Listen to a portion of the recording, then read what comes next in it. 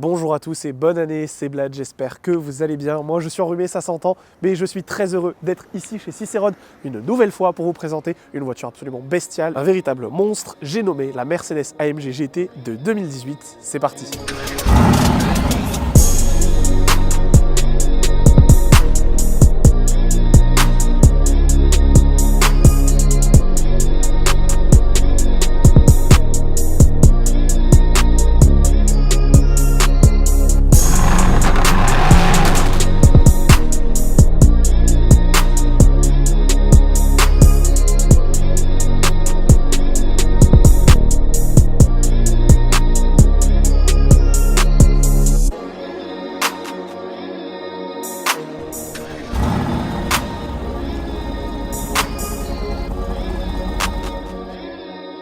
Un grand merci à Cicerone pour leur accueil, leur showroom est impressionnant, je vous ai mis tous les liens en description, je vous laisse aller voir. Quand Mercedes a sorti l'AMG GT en 2015, c'était une véritable déclaration de guerre à la Porsche 911. Plus musclée, plus radicale, plus expressive, elle en faisait tout simplement beaucoup plus. Mais ils ne se sont pas arrêtés là. En 2017, ils ont sorti la version ultime, l'AMG GTR. Elle a été développée sur le Nürburgring, alias l'Enfer Vert, la Nordschleife, et elle fait tout pour être une bête de course, toujours homologuée pour la route. Alors certes, depuis vous avez la Black Series qui est sortie, mais ça reste l'une des AMG les plus impressionnantes et les plus performantes jamais produites. Alors venez avec moi, on va en faire le tour assez rapidement. Une AMG, c'est avant tout une machine de caractère, et cette AMG GTR, elle en impose, c'est un véritable monstre. Déjà, ça commence avec cette immense calandre Panamericana, qui normalement a les traits verticaux chromés, ici ils sont noirs, ça lui donne vraiment une allure de prédateur. Le logo Mercedes bien visible au centre. Juste en dessous, vous avez la caméra du pack, caméra 360, et juste au-dessus, vous n'avez pas le logo d'Affalterbach comme il peut y avoir sur beaucoup d'AMG, simplement le logo affublé de Mercedes-Benz tout autour avec les lauriers. Et puis juste là, évidemment, très discret le logo AMG. De toute façon, il n'y avait pas besoin de le mettre beaucoup plus gros, je pense qu'on a compris.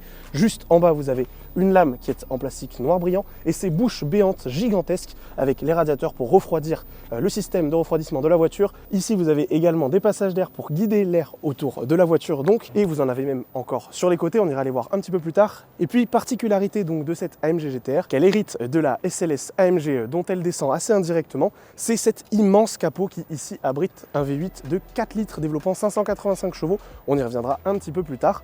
En attendant, il est très nervuré, extrêmement long, plongeant. Il donne vraiment une allure bestiale à cette voiture. Vous avez ces feux. Il faut savoir que l'AMG GTR, c'est une phase 2 juste ici.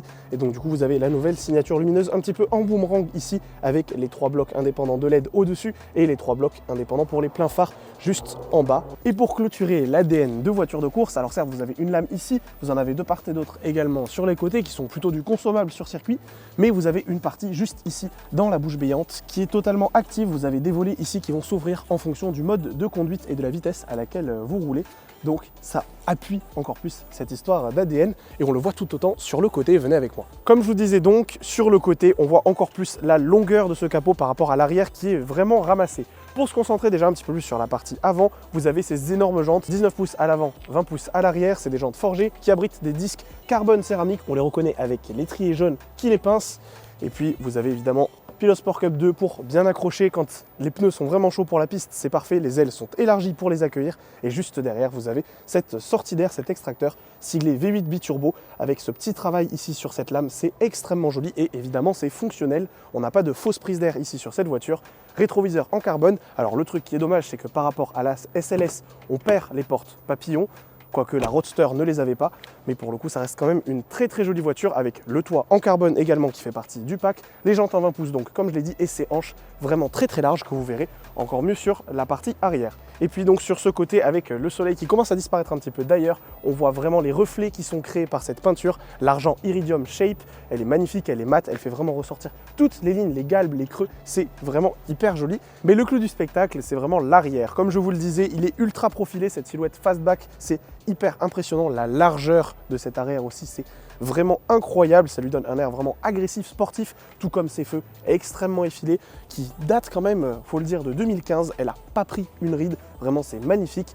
Ce pare-choc donc massif avec les sorties d'air ici, le diffuseur lui est extrêmement prononcé, extrêmement travaillé et chose extrêmement originale dans l'automobile, vous avez donc ici un petit peu de carbone qui protège 2 échappements ici et là.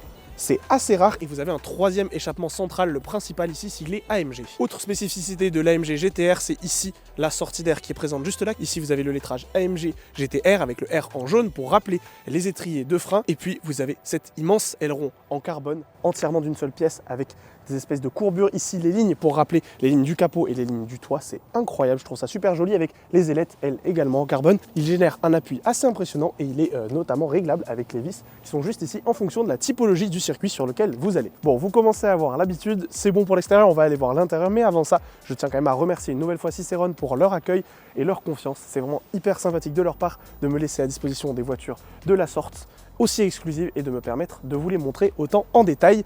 Sans plus attendre, on s'attarde dans l'habitacle. Une fois qu'on a réussi à entrer à l'intérieur, et c'est un miracle, on se retrouve dans un véritable cockpit d'avion, un mélange de luxe et de sportivité, c'est hyper réussi. Face à nous, on a un volant entièrement en Alcantara, ici avec le marquage à midi qui rappelle la couleur extérieure.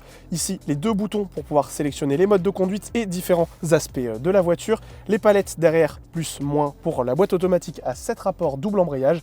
Et puis vous avez tout le tableau de bord qui est recouvert d'un matériau un petit peu effet cuir avec des surpiqûres grises encore une fois pour rappeler l'extérieur. Le compteur digital juste ici qui change d'affichage en fonction du mode de conduite que vous sélectionnez. Et puis juste ici vous avez la console centrale hyper massive avec les boutons pour pouvoir sélectionner encore une fois les aspects de la voiture que vous pouvez ici configurer.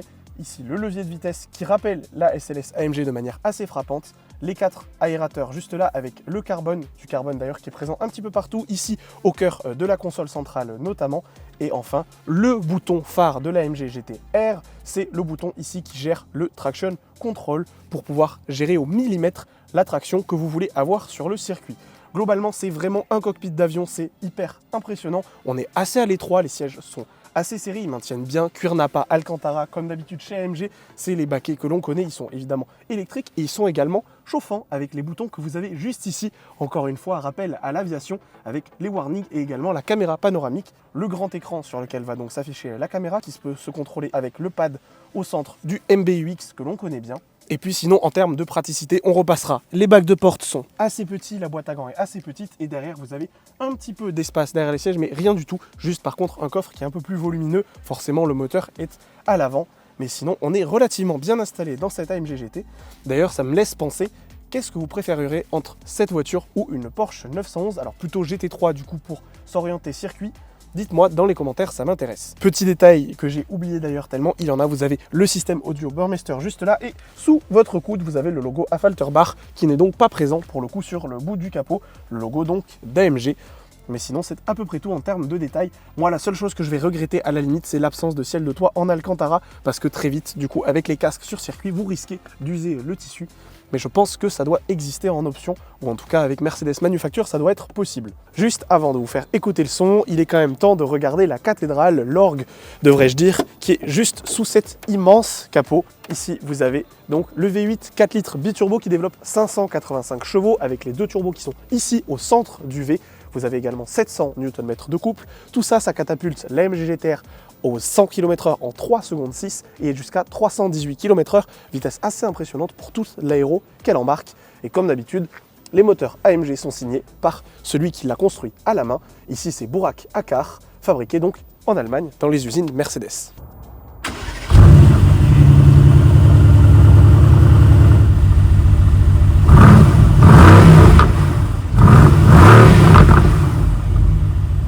Et voilà mesdames et messieurs, cette vidéo touche à sa fin. Comme d'habitude, j'espère qu'elle vous a plu. Si jamais c'est le cas, n'hésitez pas à mettre un pouce bleu, un commentaire, ça aide toujours pour le référencement. À vous abonner si ce n'est pas déjà fait. Tous les liens de Cicerone sont également dans la description. Je vous remercie et je vous dis à la prochaine. Ciao.